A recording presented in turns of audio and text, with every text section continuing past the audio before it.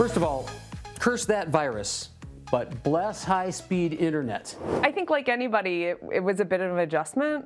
Working from home, you have the opportunity to concentrate and be more focused in a way that you naturally can't in an office. I think it's working really well, and the thought of commuting again and being on the train and the time that I would lose to that. My office is in my car, in my home, in my kitchen. So many people started working from home for the first time during the pandemic, and they found that they actually really like it.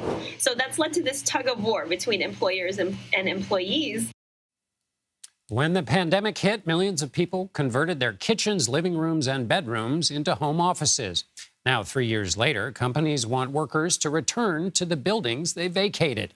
Even though many employees say they're happy staying at home, but those remote options are shrinking. LinkedIn reports the number of jobs with the work from home option account for just over 12% of postings. That's down from 20.6% last year.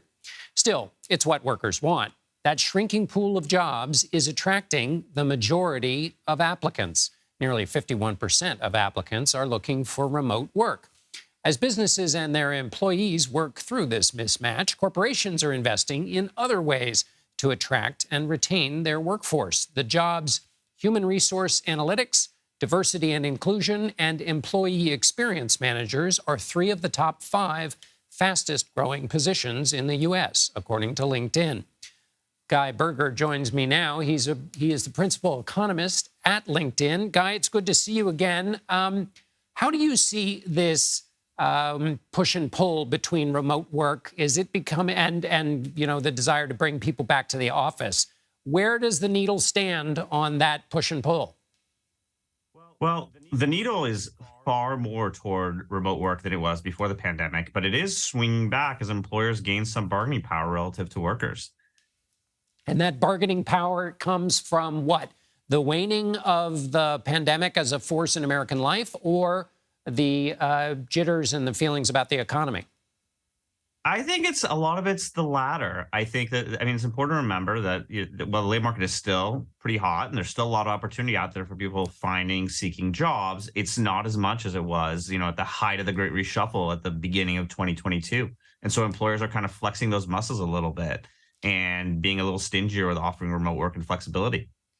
You mentioned the Great Reshuffle. We've talked about this before. You prefer that term to the Great Resignation, and so you can remind us again why that is the case. But the number of people transitioning from one job to another has dropped 35% from the same time last year.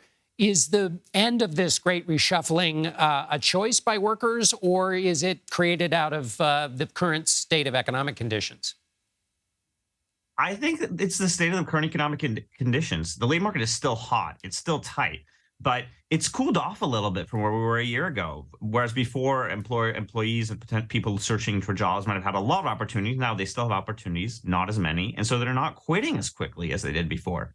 Do you see employers doing anything to take advantage of this opportunity, which is it's a chance to reimagine work. It's a chance to rethink and make work more meaningful, productive, try out new kinds of ideas, because basically everybody could say, sort of, we got a fresh sheet of paper here, it's clean, let's redesign. Is that any part of the thinking in terms of this relationship between employers and employees? Absolutely. And jumping back to the initial discussion on remote work, what's interesting is that while a lot of employers are pulling back from offering these kind of remote roles, employers that are still willing to offer remote work, that are still willing to offer this flexibility, they suddenly have, they're suddenly in the driver's seat, being able to pick up talent they would never have been able to hire before. So I think this is actually a great opportunity for a lot of employers to really, increase their footprint. One of the things we also noticed in these data was the shift of people moving back to metro areas. Just one of them, where you are in San Francisco, one of the biggest influxes in the past year. What's behind that, do you think? Well, I think that the pandemic caused people to really move to a lot of areas, being able to work in places they hadn't considered before. And, a lot of this will be persistent, but some of it's just gradually achieving some normalization and shifting, maybe not all the way, but part of the way back to what the pre-pandemic world of work looked like. All right, Guy Berger, thank you so much for being with us. Thanks, John.